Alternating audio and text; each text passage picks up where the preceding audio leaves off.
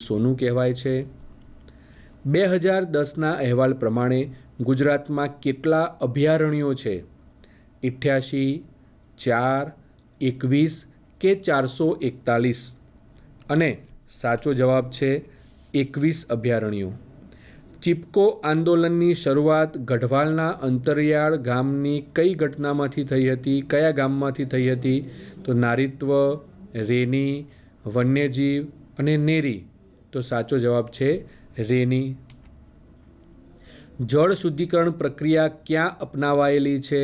સુરેન્દ્રનગર, સુરત, અમદાવાદ, ભાવનગર અને સાચો જવાબ છે ભાવનગર।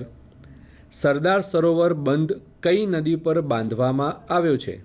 એ નર્મદા, બી તાપી, સી સાબરમતી, ડી ખારી?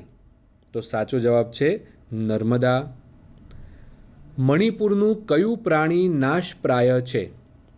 વાઘ, સિંહ, હરણ, દીપડો?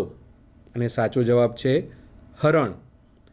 રાજસ્થાનમાં કયો સમુદાય જંગલો અને વન્યજીવોના સંરક્ષણ માટેની ધાર્મિક માન્યતા ધરાવે છે? ખેજરાલી, બોન્સાઈ, બિશ્નોઈ? આપેલ પૈકી એક પણ નહીં। અને સાચો જવાબ છે સી બિશ્નોઈ। મીઠું પાણી મેળવવાનો મુખ્ય સ્ત્રોત કયો છે? એ કૂવા, સમુદ્ર, નદી કે વરસાદ? અને સાચો જવાબ છે વરસાદ।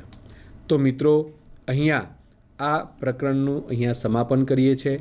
આશા રાખું છું કે આપ સૌએ એને ધ્યાનથી નિહાળ્યું હશે અને આપને તે ખૂબ જ ઉપયોગી થશે। આવનારી પરીક્ષાઓ માટે તમામ વિદ્યાર્થીઓને ખૂબ ખૂબ શુભેચ્છાઓ।